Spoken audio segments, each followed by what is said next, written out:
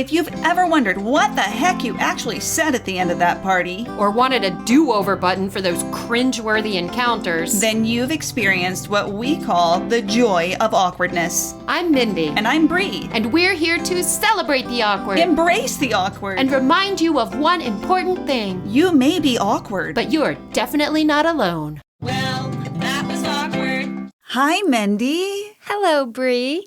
Today is our celebrity episode, our long-awaited celebrity episode. Oh, wait. In our July 17th, 2025 episode entitled Bear With Us, something, you promised that you would spill the tea on your celebrity cowboy encounter. Oh, did I? Yes, exactly 7 minutes and 50 seconds into that episode. Roll the tape. I'm not going to do that.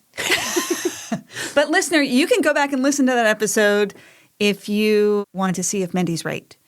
So what you're saying is you want me to tell a story? Yes. You know the one I'm talking about? With the guy who I was supposed to marry? Oh, yeah. I ran into him in an art gallery in Santa Fe. Yes. Tell us about it. Okay. So I think what I talked about in that episode was cowboy boots. I think that's what brought this up. So I have to revisit that briefly. Yeah. When Jeff and I were traveling out west, I realized that I have a real obsession with men in cowboy boots. Because, as I've said many times, you put cowboy boots on a man and it turns him from an ordinary guy into a movie star. And so I had been taunting Jeff with this for our entire trip out west, trying to talk him into buying a pair of Tony Llama cowboy boots. Wait, are they made out of llamas? No. That's not nice. He was the designer, the fabricator, the maker of cowboy boots, famous cowboy boots. Okay, good. Just good cowboy boots. Like Fry. Yes, and they're not made of French fries. So I had been pointing out men in cowboy boots everywhere. The park, the grocery store, restaurants, and then Jeff and I went to a gallery opening in Santa Fe. And we walked through the gallery and we saw some art, and it was like some new outsider artist, so really wacky stuff. And we went into this back room and we came back out into the main room, and it was filled with people, artsy-looking people, right? Not cowboy-looking people. Right, with like big chunky necklaces and weird glasses. Yeah, so I fit right in. Yeah. And we walk into the main room. I'm looking down at the ground, and I see a pair of cowboy boots. And I am telling you, Mendy, they were the most gorgeous cowboy boots I've ever seen. They were clearly hand-wrought. I don't know. How do you make a cowboy boot? Hand-cobbled. And they were gorgeous. They were like inlaid with jewels, but not in a tacky way. And then my eye wandered up a little bit. And there were the most gorgeous set of legs and a pair of custom-cut blue jeans that just hugged those calves and those thighs like this man was poured into these jeans, right? And then there was a booty, and it was a cute booty. And then I looked up, and it was the most gorgeous torso I'd ever seen. Just stunning, man. And then I looked up and I was like, holy that is the most gorgeous man that is Brad Pitt. And he was as far from me as you are. Oh my gosh, for our listeners, we are snuggling right now. We're spooning. No, how close? How close? How close are we? 3 feet? Oh my God. Yeah. You're that close to him. The first thing I thought was, Mendy's going to kill me. Yeah. Couldn't breathe. Walked out. Jeff says to me, I'm getting myself a pair of damn cowboy boots. Hey, Mendy, what do you think Brad Pitt smelled like? Leather and ocean. You're right. Yes.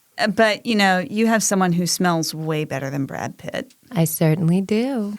As we said earlier, this is our celebrity episode where our wonderful listeners called in with fascinating celebrity encounters. I'm so excited. But Bree, first, what do you think is inherently awkward about encountering a celebrity in everyday life? Well, I think there are two things, Mendy. I think one is that you have sort of a parasocial relationship with them. So you don't really know them, but you feel like you do. Yeah. And the other thing that sometimes happens to me is I go into a very quick self-evaluation, like, am I worthy of being talked to by said celebrity? Isn't that horrible that I feel that? Bree, I've never heard of that reaction. Yeah, well, I have the thing where I try not to fangirl.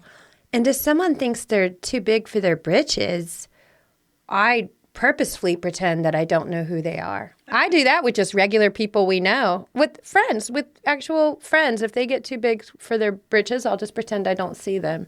Like who? You? I asked like, for that you need one. to keep it humble. You need to keep it humble, honey. So are you ready to hear some fun, awkward celebrity stories? Yes. All right, here goes. I've met so many celebrities, but meeting Ike Turner was awkward. Ike Turner. Whoa. He's a legend. He's super famous. Yeah, he's super infamous. You know, our younger listeners may not know who Ike Turner was, Bree. Y'all, Ike Turner was a classic rock and roll dude. Like, Yeah. big time. Partners with Tina Turner. Yes, you would know Tina. I'm sure y'all know who Tina Turner is. In fact, he was kind of infamous because of his Tina Turner situation. Yeah, he beat the hell out. Well, he allegedly beat the hell out of her. According to her autobiography, There's no reason to doubt it. I, Tina. Exactly. Yeah, yeah. Ooh. Okay, so she met Ike Turner? Yes. Lots of feelings with that one. Oh, yeah. We was on the same flight together. I was scared to even say hello to him, and if I gazed at him, would he be so mean like he was to Tina? I would be thinking the same thing. And they're on a flight. They're in a contained space. Oh, my God. Well, anyways, when I boarded the plane, I passed by his seat, and I said, I really like your music, and my mom does too, as he began to rose from his seat to give me a smile and a handshake. I flinched. I would too. Oh, my I God. think she's coming for her. Exactly. Oh, my God. I took my seat and said to myself, wow, that was weird and awkward. I was expecting him to be mean, but he was so, so nice. I can still see that smile to this day. Bree, would you have said hi to Ike Turner, or would you keep on rolling down the aisle? Get it? Rolling down the aisle. I don't know. I did run into Chris Christie on a plane one time, and I did not say hi to him. But he didn't do great songs. No, but at the time, he was doing some good things, but he had done more bad things, in my view, you know? Yeah. So, no. I probably would not have said anything to Ike Turner. How about you? Well, see, I understand why she said hi, especially because Mom's a fan. And if Mom had found out, I mean, Mom would know that she was on an airplane with Ike Turner, I imagine. Yeah. If Mom found out and maybe Mom would have gotten mad if I didn't say hi. I don't know. I think I would have, like, made a T sign with my two hands and been like, Team Tina B, and then run to the back of the plane really fast. Yeah. Do you happen to know who this listener is? Do you recognize the voice? Yes. Is she a musician? Mm-hmm. Because I think that would make a difference. Yeah. Totally musician to musician being like, whoa, you've influenced an entire generation with what you did. And as always, it's hard to divorce the genius from the butthole. That's true. That is true. Well, that was a good story. Let's go on to the next one. I think it's working. Okay. Hi, Mendy. Hi, Bree. It's Jackie Dawes. And you had told me to call in about my funny, awkward story. Oh, goody. When I was in Runyon Canyon, I was headed up and I was walking my dog, my friend's dog, up the hill. And I looked up and Jennifer Aniston is up there with her trainer and they're walking down towards me. And when you're in LA, you have to be cool. You can't say anything to them. You have to kind of look at them through the corner of your eye and not, be cool. You guys probably actually both know that. Oh, yeah. I like how she talks about them as if they're like an alien race. Like, don't look at them. Or they're service dogs. Don't look at them in the eye. They're working. I like that she assumes that we might know how to be cool. I know. Thanks, Jackie. Thanks, Jackie. But in any case, I saw them coming and I had the dog, Kaya, the cutest little pit bull, and we were walking up and they were walking down and I was like on a balance beam, walking on the curb. Oh, I'd love to do that. Oh, that's fun. It is fun. It's also very good for your brain to do that. Oh. Most adults don't walk on balance beams anymore, but it's really good for your brain to walk on a balance beam because it gets the left side and the right side to work together. Oh, nice. Yeah. So I just started looking immediately down, like, okay, I'm not watching Jennifer Aniston. And so I'm looking down at the curb trying to let them pass. I'm not thinking. And to be funny and cute, Jennifer Aniston started doing the balance beam right at me. So we almost knocked into each other, and it was her way of letting me know it's okay to wave and say hi. I think that's what she was doing. She was just being funny. And I went, oh, hey. And I said nothing else because I am an idiot. This is a sweet, awkward encounter. It is a sweet, awkward encounter with Jennifer Aniston mirroring her actions. You know, she's a funny lady. Jennifer Aniston. Took me a while to warm up to her. You know why? Because she was married to the love of your life. She was married to the then love of my life, and I was just like, I don't know why he's with that girl in her helmet hair. But that was all me. That was all me. I've moved on. Have you forgiven Jennifer Aniston now? Oh my gosh, 100%. I'm totally team Jennifer now. Oh, good. Yeah. Good. Well, she seems pretty sweet. And I was a teenager. Okay. I was a rational, hormonal, and an a-hole. When I was mad at her for being married to Brad Pitt, when I was supposed to be married to Brad Pitt. Well, what do you think you would have done in that situation? Oh, well, she would have passed by me on the balance beam, and then I would have turned around and followed her home. We're best friends now, Jennifer. You just played a game with me. You do love a game. What would you do? I'd probably fall off the balance beam. I'd be so flustered. And then I would ask her for her hair products. As you're laying there with your twisted ankle. Are you still using Living Proof? Thank you, Jackie. That was a fun one. Here is another awkward celebrity encounter from a listener. Well, with my first child, the morning sickness was quite dramatic. And early in the pregnancy, I was in New York City with my mama. And, even a distant smell could send me into the toilet bowl to throw up. Oh, God. I like how she said into the toilet bowl. Yeah. Really. Like she has to go Yes, all the way in. I know what that is. Oof. And so we had a hotel, and I put on my little Laura Ashley flannel dress, which was what was working for maternity wear. Ugh.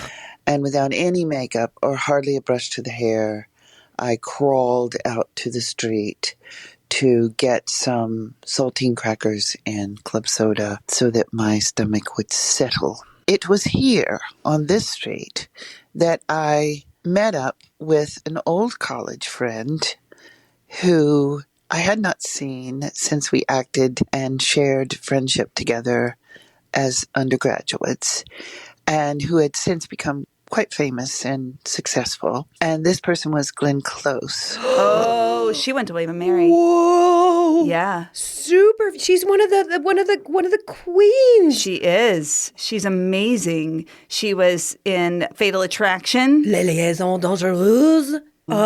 Sophie's Choice. Was she Sophie's Choice? No, that was Meryl Streep. That was one of the other queens. And for our younger listeners, think Cruella de Vil. Oh, she was iconic, truly iconic. Oh my as Cruella de Vil. I think that word is overused, but not for Glenn Close. Oh, absolutely not. And of course, it was then that I ran into her. Oh. Gray, sweaty, nauseous, not made up at all. And that's just the law of the universe, yo. And I got a baby.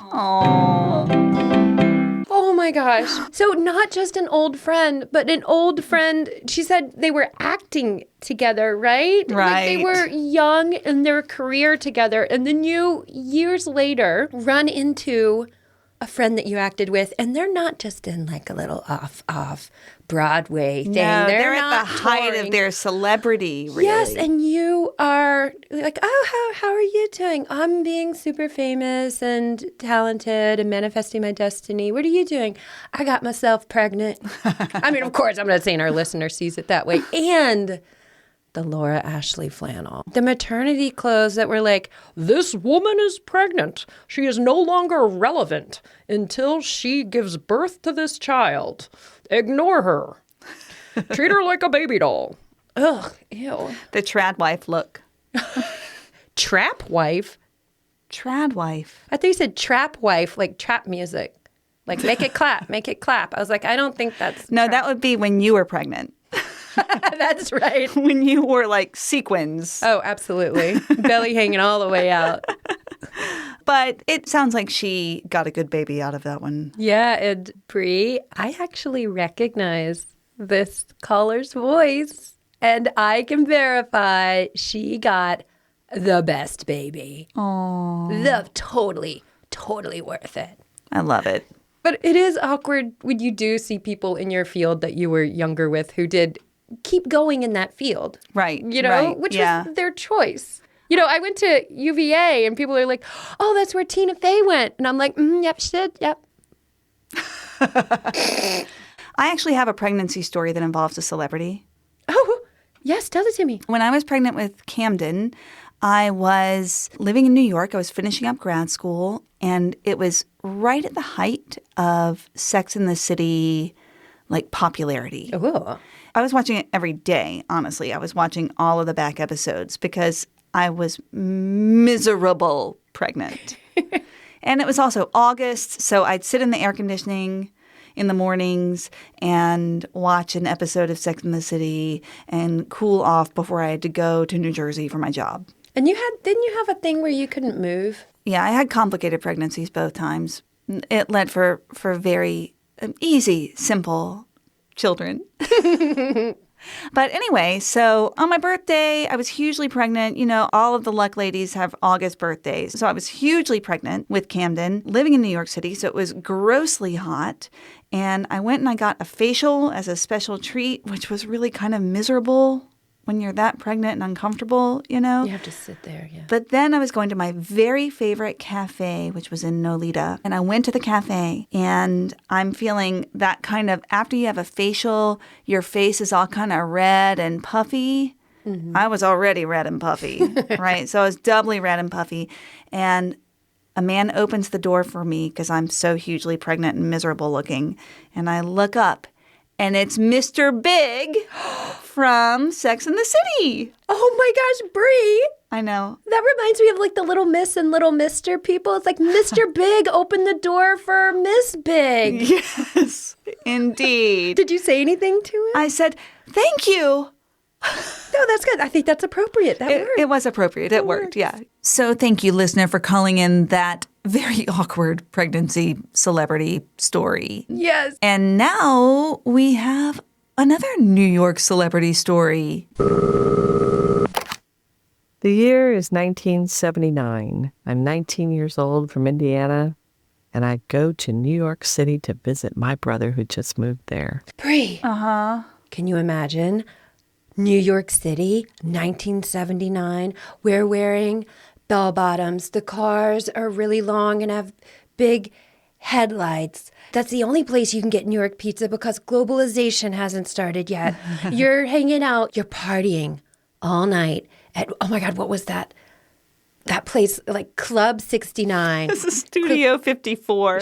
Right? Yes. What a time to be there. 70s rock and roll amazingness. Yes. Disco. Folk music. Disco and folk. That's my two favorite kinds of music. Now, imagine a world where the greatest superhero that ever lived was Superman. We didn't have Marvel Comics and DC Comics and all of the movies that you all have. We had Superman, and everyone was in love with Christopher Reeve. Oh, Christopher Reeve. I never thought of that before, that they only used to have one Superman. I mean, one know. superhero back in the day. He was a good one. His little curl. And he was actually a good human, too. I think so.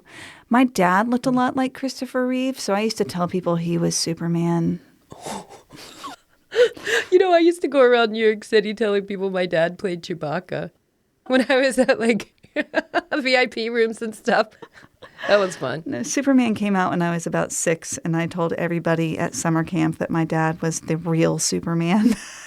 I've met him, and you weren't wrong. So I'm in New York, first time ever, and in awe of everything that is New York. My brother Craig takes me on my very first subway ride. It's very crowded. It's rush hour. People are just jammed into the cars. I am standing in the middle next to my brother, and I don't know that I'm supposed to hold on to anything. Never been on a subway before. Ooh. So the subway starts up with a jerk, Oh. and I fall directly into Superman's arms. Oh my gosh. Yes, Christopher Reeve was on that subway car, standing next to me, and caught me. I looked up into his eyes and just about fainted. It was definitely a moment in time. Wow. Can you imagine falling into Superman's arms? Not only falling into a superhero's arms, but falling into the arms of probably the most beloved actor at the time. Yes, and in 1979, too, you're not inundated with celebrities. Like, there's no computers, no cell phones, right? You see them on your little TV, but Right. that's only when the show came on. He is Superman because that is the only place you've seen him probably was in Yeah. the theater. Instead of, Yeah. seeing him go to the grocery store on Instagram or whatever. How cool is it that he rode the subway? He could have afforded a taxi. That was a different time. What a great man. What would you do in that situation, Mendy? I would have gotten back up and kept falling down. I would have said, I have vertigo, Chris, so get ready for the ride. I'm going to stand next to you. Here I come. Whoa, here I come. Here I come, Chris. Coming in hot. What would you have done? I would have said, "Thanks, Superman." Is that what Lois Lane says? I think so. In my mind, that's what Lois Lane says. Thank you, listener, for sharing that story. These are some good stories, That is Mendy. amazing. That's classic. Hello there, this is Steve Taylor calling in from sunny Scotland to talk about slightly awkward celebrity moments. I've got two. First one, this is going back to my days when I used to work in advertising. It was a good while ago now. This is probably the late 80s and I am in Los Angeles. Bree, Yes. can you imagine? L.A., late 80s. We have our big hair. We have our mini skirts. We're hanging out at Club 69 again. The Roxy. The Roxy. Oh my gosh, how fabulous that must have been. Neon pink. Yeah, lots of makeup. Blue eyeshadow. We have been shooting in the Mojave Desert and we're just back and we're staying at the Sunset Marquis, which is one of my favourite hotels in the world. We're pretty tired, we're pretty dusty, so I go and throw myself in the pool up in the garden behind the hotel. And it feels fabulous, but my contact lenses immediately float away and I am now blind. Oh, it's just like me. It's just like me. I know, I thought of you. That was when my contact lenses float away and I am now blind. I was like, sounds like Bree. So I go back, get out the pool, go back to my little lounger where I've left my stuff, and there's a guy sort of standing by it, or a shape anyway, as far as I can tell. And he says, "Are you using this lounger?" And I said, "Yeah, I am, mate. Sorry about that." And he said, "Okay, no problem." And off he wanders. And I thought, fair enough. Anyway, about an hour later, I gather with a crew. They're having a little lunch out in the garden. And I go over, and everybody says to me, "What did you say to Bruce?" Bruce Willis? Bruce Lee. And I said, "Bruce who?" And they said, "Bruce Springsteen." The boss. Oh my gosh. I thought, oh my God, I just told the boss to go and find his own damn lounger. And my sister-in-law has never forgiven me. I don't blame her. Yes, well, mate, maybe you were born in the USA, but I wasn't, so carry on, cheerio down the street. But there you go. The second one is, this is a few years later, but we're back at the Sunset Marquis for another shoot. Back at the Sunset Marquis. That sounds nice. Now we can go to the Viper Room. Oh, boy. And we've been doing some long days, and as you do, and my phone starts ringing about, I don't know, 2, 3, 4 in the morning. And I answer it, and they say, "This is reception. Is that Steven Tyler?" And I say, "Yes." And they say, "Well, there's some people here want to talk to you." And I said, "It's 3 in the morning. I don't give a damn." And I put the phone down. And they call back immediately, and they say, "I'm really sorry. This is reception, but there's a news crew here, and they really want to talk to you." What would you do if a news crew was there wanting to talk to you at 3 in the morning? Is that what he said? Well, I'm practicing stubborn optimism. So I'd be like, I've made it. I've made it. They finally heard the podcast. They finally seen my YouTube video. That little script finally got in front of the right person. I would be like, yes, send them up. I'm ready. I'm here. I'm going to be famous. What would you do? I'd call my lawyer. And I said, "Well, I really don't want to talk to them," and put the phone down again. Even though there's a news crew, he's just like, I want to go back to sleep. I love it. They immediately call back, and the guy apologizes profusely and says, "Look, can I just put the news person on the phone? Can you talk to them directly?" And I said, "Okay." And so this lady comes on the phone, very excited, and says, "Steven Tyler?" And I say, "Yes, what?" And she said, "We really want to come up and talk to you. And we've got some champagne, and we've got some ladies who really want to meet you, and all of this sort of stuff." Whoa. Okay. What? The reporters have ladies and champagne at 2, 3, 4 in the morning? That's not good housekeeping. Yeah, right. Is that the way Rolling Stone rolls? Or cream. But I'm thinking, hang on. The only person that calls me Stephen is my mother. That's not mommy down there. And I'm pretty sure she's in North Yorkshire, not in LA. And I say, "Are you sure you got the right person?" She said, "This is Steven Tyler from Aerosmith, right?" Oh! It really is not. Anyway, I did think about inviting them up, but I thought better of it. Oh my gosh. I love the British relationship to celebrity. They don't care. They don't care. Yeah. As much as we do. It's like, "No, I'm Steven Tyler from North Yorkshire. Good night." Would you have invited them up, Bree? That might depend on what my pajamas looked like. I would have done it just to prank them. I'd be like, "Yeah, come on up, grab that champagne," and then be like, "Oh, wrong Steven Tyler." See ya. Yeah, right? Your mom would be proud. Thank you, Steven. That was awesome. I want your job that you had. I just want your accent, your voice, and your sparkling personality. Stephen and all of our other listeners, thank you so much for sending us your stories. They have been so great to hear. Yes, Oscar worthy. We got some that we couldn't share on this episode, too. Those were kind of fun. Yes, but we can't make it a 2-hour episode. We can't, but we loved listening to all of them, and we want more stories from you, so send them our way. I have a celebrity story that I do want to share. Oh, good. It's a very awkward one. So I have, with Jeff, when we were first together, I had, the hall pass principle. No. Hall pass is like where you can, if you're in a relationship, you have a hall pass, you can hook up with somebody famous or whoever. You can have a list of people that are on your okay list to hook up with. It's not real. Okay, I was like, oh, hell no. I mean, maybe for some people it's real. It wasn't really real. I think if you live in LA or New York and you're already in that world, you can't play that game because you might see them at a party. I think that's, and here's the problem. So I had 3 people on my list. Okay, do tell who.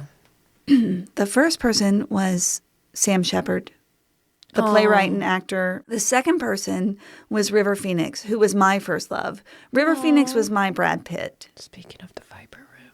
Yeah, speaking of the Viper Room. And then the third person was a playwright, an actor, and a monologuist named Spalding Gray. Do you know who he is? I saw his one-man show.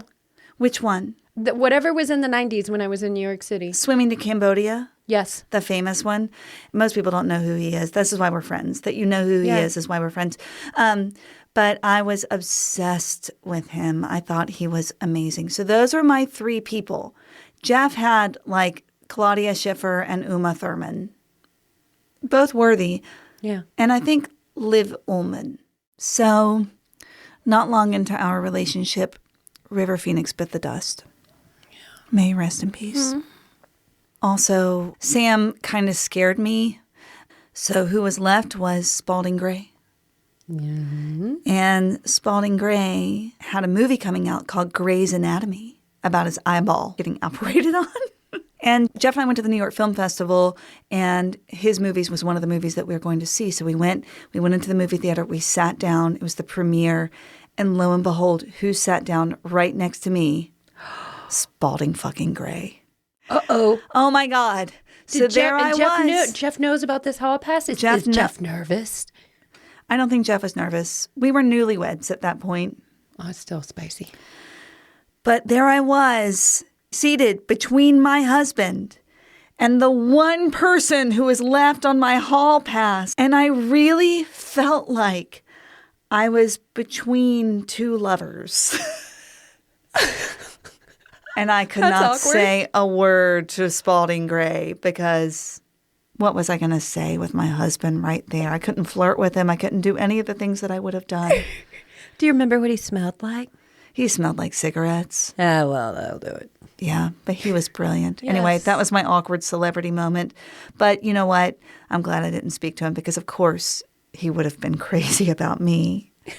And then I would have had to leave Jeff, and that would have been horrible. So there we go.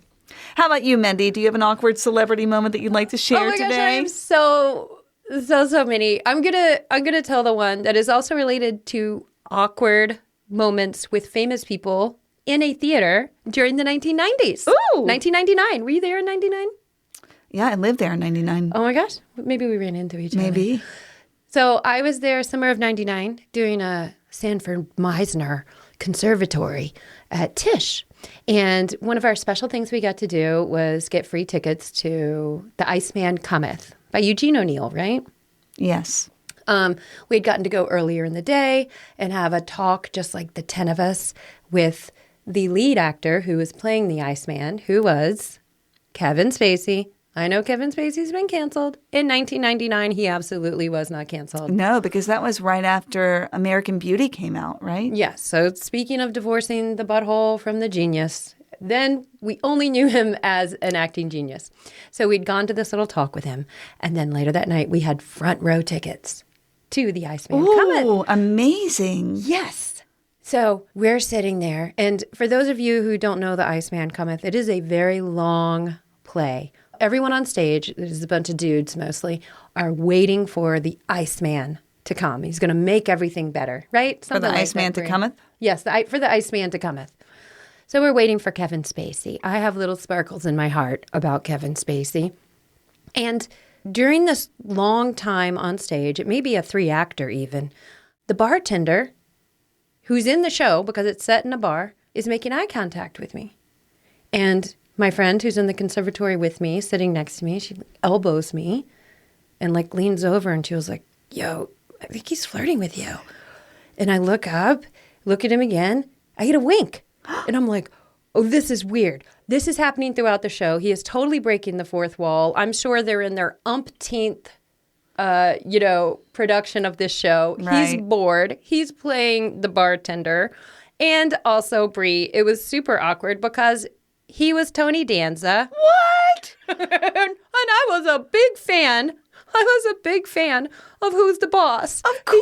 He was sort of like a little like father-ish, para-father-ish. A para-father relationship. I love my daddy so much, but it was also Tony Danza that I would watch, And I'm sitting there, 21 years old, and Tony Danza is flirting with me throughout the entire Iceman Cometh. Oh my gosh. Which is also super unprofessional.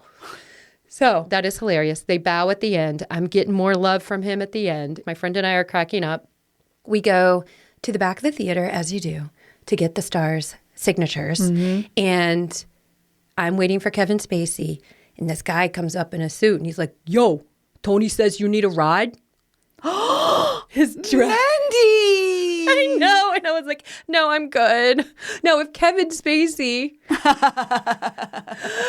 I would have not to have been whatever, but just like give him my resume. It's all who you know in that game. It's all luck.